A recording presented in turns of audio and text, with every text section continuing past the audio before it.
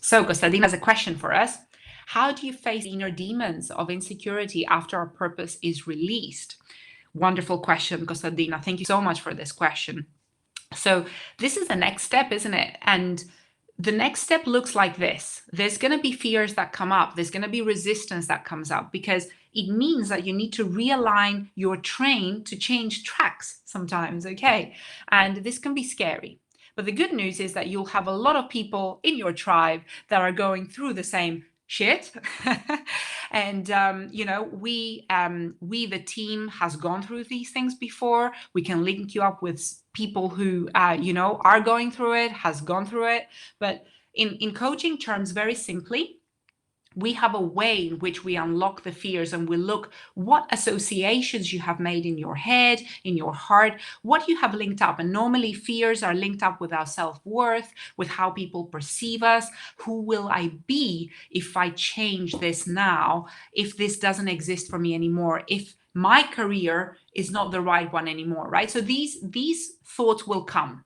We cannot stop these thoughts to come. But what we can do as coaches is we can dial up your courage and we can dial up your ability to be able to reinforce, more healthy beliefs and thinking patterns and mindsets that will enable you to come out of feeling stuck.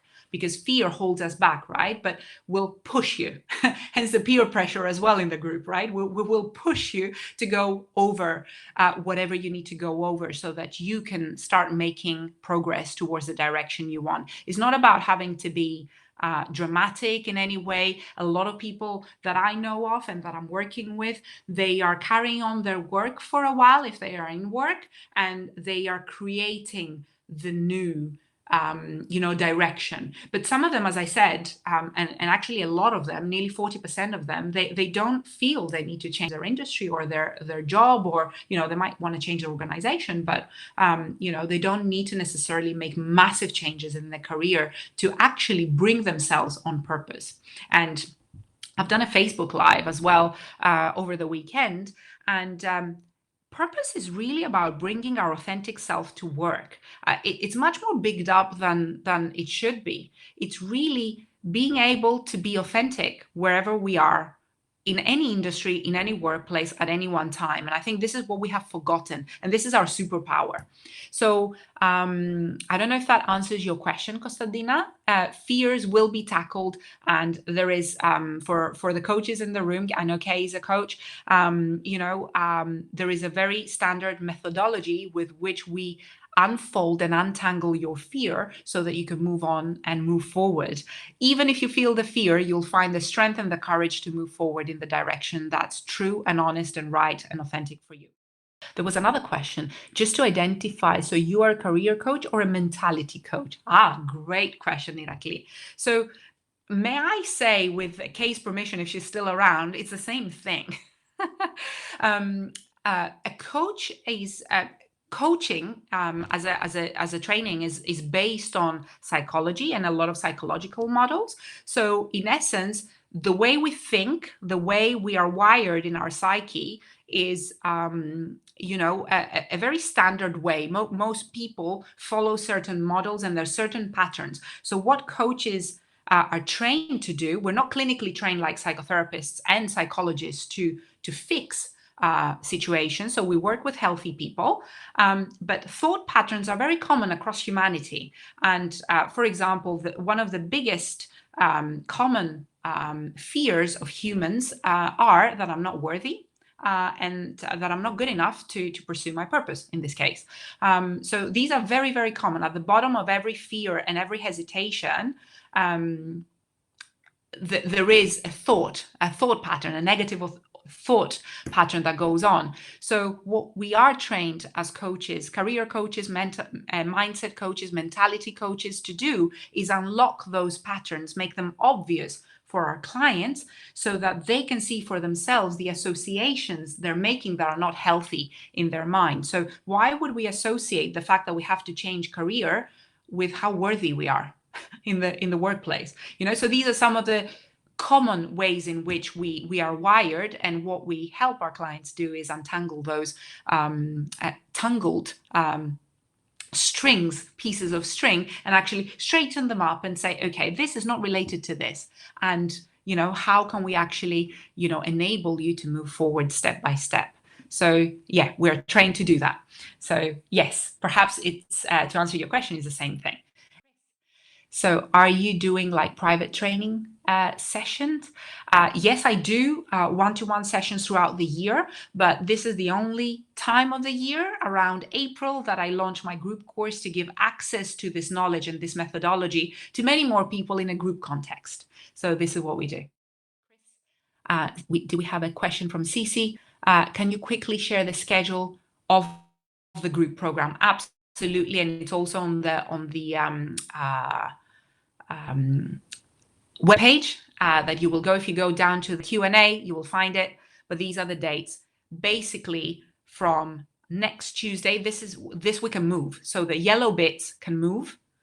These are one-to-one, so literally we can put them anytime you guys are available. But these are immovable. So the green and the gray ones are immovable, and they're from 7 till 9 p.m. Occasionally, we can record them and send them off to you if you cannot attend and if you know it from now. But in general, I would love you to be there in present because we do exercises. So I want you to be there to do them. Maria, what if we are focused too much on our purpose and lose focus to the other aspects of our life? Would that be a case? Well, I love your question, Maria. You cannot lose perspective from the rest of your life because purpose is your life. So for me, it doesn't really make, how can I put it?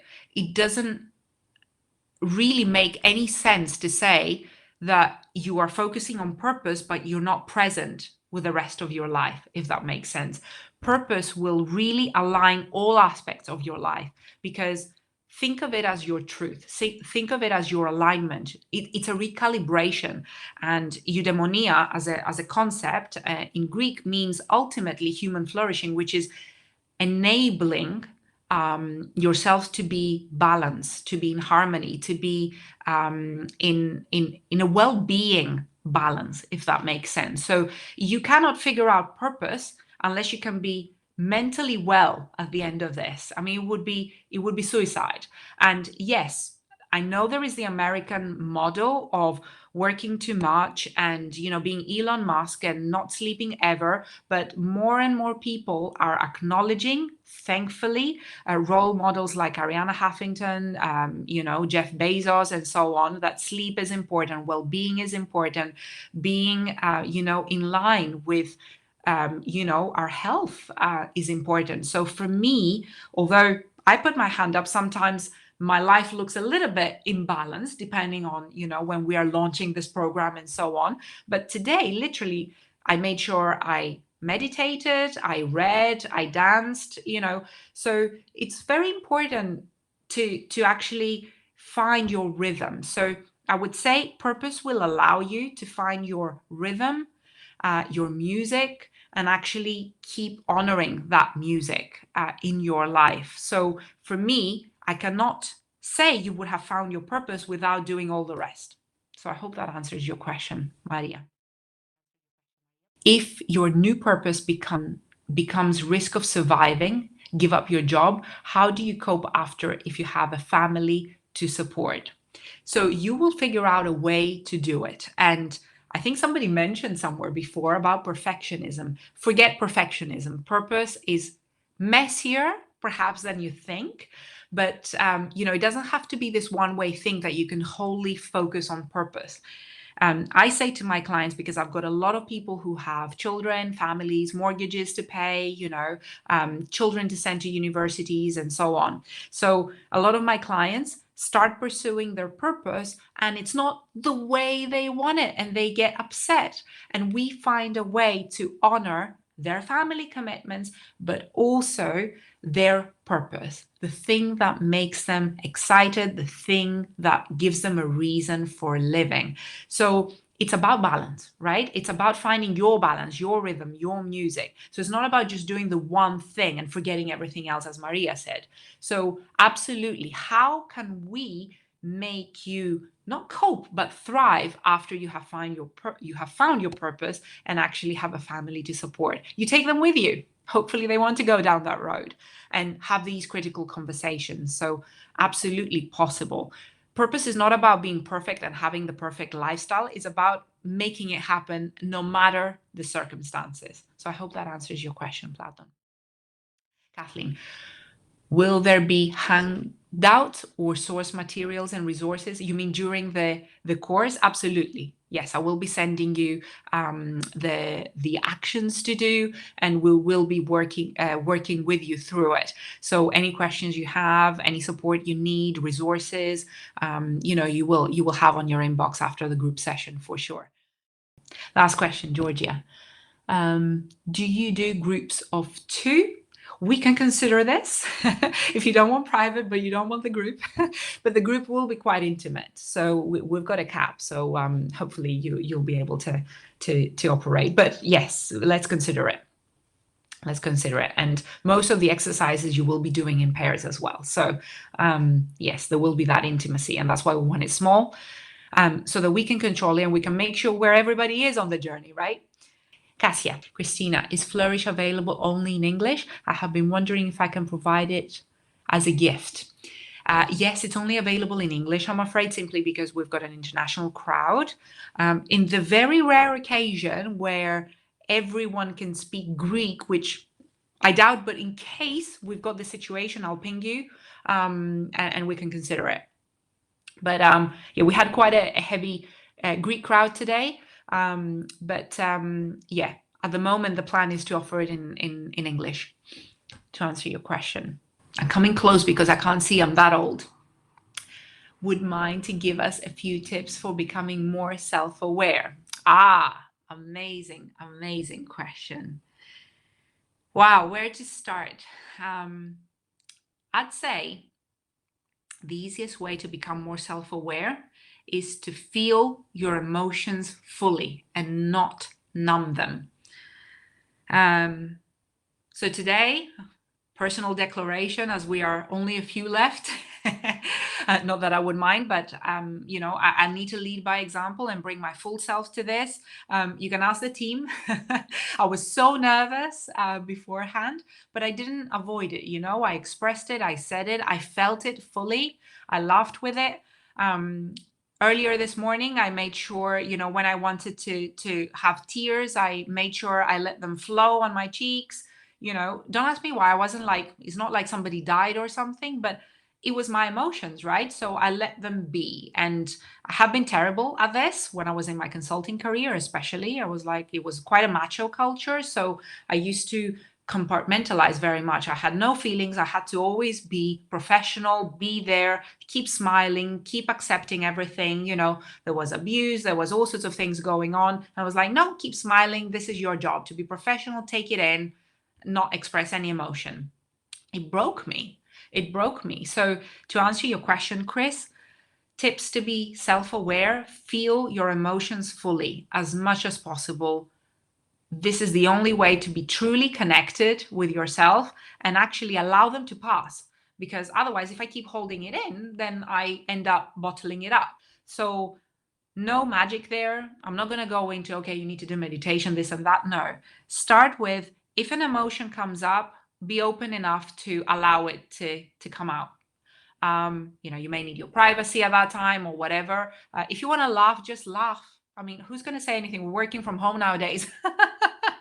So I crack myself up most of the time. Or occasionally I text my team on WhatsApp and I'm like, hey, have you seen this? And so on, or feel our emotions fully. This is the first step to self-awareness, I would say. I don't know if that makes sense, but I hope it does. Feel fully. And then if you're authentic and if you can allow yourself to go there every single time, your ability to feel will be bigger and bigger. And once you do that, then I think nothing really can take it away from you, because you are connected. And when you are connected, you're powerful, I think, anyway. Thank you very, very much for staying on. And Kathleen, great. Okay, wonderful. Thank you for a great session. Arigatou gozaimashita. That's in Japanese, guys. We've got a multilingual team here. I love it. Absolutely love it. Thank you, Thomas. So many kisses, everyone. Thank you for joining me today. Paul asked question, can your purpose change over time? Yes, it can. As we said, it's your truth in the now. So Paul, really, if you feel attracted to something different, if you know that this doesn't resonate with you anymore, if you have a purpose and it doesn't resonate with you anymore, just inquire. The method is exactly the same, it doesn't change. Inquire yourself, just check in, ID and DI, you remember that, and then check in and say, okay, if you get a no somewhere, it's like, oh, what's going on here? What has changed? It's not about shaming, it's about making sure you're connected to yourself. And actually, what your purpose may have been 10 years ago may not be the one now, because it would have evolved, because you have evolved, because what sensitizes you, the direction, the road you have gone down to now is needing to take a different direction. Okay, so absolutely can change, but I wouldn't be worried about that. As I said, purpose is not this one thing. It's not a career for a lifetime. It's you honoring yourself at any one point when you want to do that. Another question. Thank you, Eleni. So do you think we are kind of trapped in the system that does not allow us to fulfill our purposes? I feel this quite often. Look, Eleni, my honest truth is that I felt this way, but I don't want to accept this is the case, because I know my purpose leaders that are out there in the world, example, Mark, Kate, and Elena, they don't feel trapped anymore because they made a decision they won't. And in their own ways, they are pursuing their own ways. I don't think we are trapped in the system personally. What I think is we haven't figured out what we want, and therefore we cannot express it. Because nobody can stop a purpose leader from being authentic when they have found what they want, even if it means they may need to change environments because the environment is not conducive to them being fully authentic. Okay, so really, when you have discovered what your purpose is and you have made a decision to honor it, the rest is really on you. You are responsible. You are not owed it by the system. You have earned it, and therefore you will do anything possible to express that authentic part of yourself fully and realize your full potential as a result. Does that answer your question, Eleni? Sim says some purposes are easier to monetize than others. Yes and no. Yes and no. I think you can monetize them all in different ways. So it's a matter of really figuring out the roadmap we talked about, right? So it's really making it, bringing it closer to what every one of you, the skill set you've got, your past, your future, how you want it to unfold. There's different ways of doing it. Some of them might be more difficult, but yes, there are ways. And the point is, you're not taking the purpose mindset and the purpose road for it to be easy, right? They're simple, but they're not easy. But hey, what if you rose up to be the purpose leader you always wanted to be? It's not like leaving legacy was always an easy thing to do, right? But hey, what if you could be that person who, despite it not being easy, you would do it anyway? We've got a question here from Tassos. I don't know if that answers your question, Sim and Eleni. Give us a yes in the chat if it has. Tassos says core values can be revealed under pressure. Is it correct? Absolutely. You've got the secret, mate. So yes, our core values is when we really are under pressure and stress, we have to, at those points, revert back to what's important to us. And that's where we discover where our values are. Spot on. Absolutely spot on. So when you're under pressure, instead of blaming others for being under pressure, not being flyby, okay, we discover, okay, is this important enough for me? Do I care enough about it to do something about it? Yeah, this is exactly how we discover our values. Spot on, mate. Well done, Tasso. Mary says, can your values change over time too? Of course, because you're going to change. You're going to grow. You are going to grow as a person. And the example and an experience of that is that we have all felt in our work and how we relate to our work. I've been in the job, clocking in and clocking out mindset before because my values have changed. Okay, career or purpose as well, mindset. So we will change, you will change. And that's why you need the ID and DI tool to keep checking in that you are on track. Because sometimes we go off track, but there's no issue with that. But there's never a straight line. There's always a little bit of a crooked line, but the point is to keep coming back on track, right? Whatever the right track is for us. Thank you, Mary. Tasso says, I started a company for taking children out of education, poverty, but left it. This seems to make a trick to me. Okay. So I want to hear more about that, actually, if we can take it offline as well. But what do you mean by this seems to make a trick to me? Does it bring you alive? Does it, I'm reading it as if this is the thing you always wanted to do, right? So look, don't worry about leaving it. You can always restart it. I'm just going to use a famous example because everybody knows it. Steve Jobs left Apple, or he was made to leave by Apple, but he started the next thing. And guess what? Things happened. Sometimes we have to stop and reflect and come back to it more aware. So I wouldn't, judge for what happened, but reignite your courage and your passion about this and see how you can make it work if this is what you mean, Tasso. I can't see. Yes. For those of us on Facebook, not on Facebook, would there be a LinkedIn group too? We haven't considered that actually. On Facebook, I would ask you to make just a very quick account on Facebook just for that, if you don't mind. You don't have to add any friends or anything, simply because Facebook has a better functionality for these things than LinkedIn. Eleni, so how often are you doing these courses? I will not be able to follow on Tuesdays this period because I have some other lectures I follow. I do it only once a year. This is the only time I do it once a year, roughly around Easter time, simply because it's such a big thing that we're launching and so on. So it's much harder to do it on other times, but we can reconsider. We can talk separately, Eleni, if you want to see what other options you have. So drop me a line, drop me an email if you don't mind tonight or tomorrow, and let's see what we can do for you. Okay. Appreciate your participation. You've been fantastic, guys. I'm learning so much, and we've got some amazing purpose seekers and purpose leaders already in the crowd, don't you think? Give me a yes if you do. Huge hearts. Let me know what you think. Connect with me afterwards. I'd love to know your thoughts. I'd love to know how you will take this knowledge and share it with the world. Many hugs from the UK to the world. I really am grateful to you joining me tonight and making this session as amazing as it became. Thank you, Alina. Thank you, guys. Have a beautiful night. And of course, for you who stay till the end, we will follow up with a purpose cheat sheet, the ones that my clients work on when we work together on our purpose. So, Leonidas, wonderful session. Thank you so much.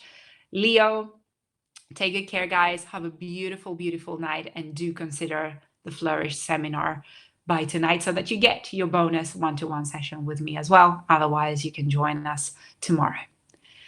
Thank you. Take good care, guys. Bye-bye.